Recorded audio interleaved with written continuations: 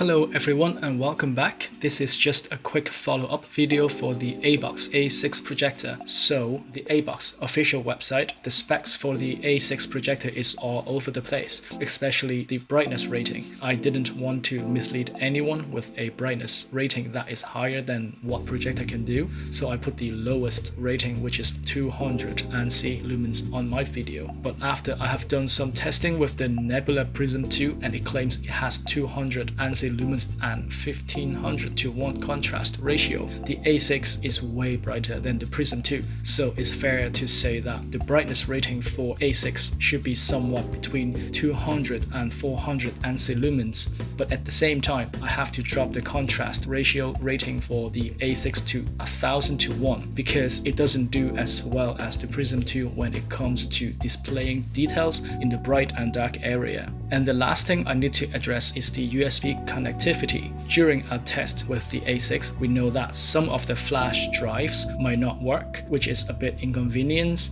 But here is more bad news. If you have an external hard drive that draws power from the USB port, they would not work either. The bulb will just turn itself off. You will have to unplug the hard drive and restart the projector, but I didn't expect it to work at the first place anyway, so no loss here really.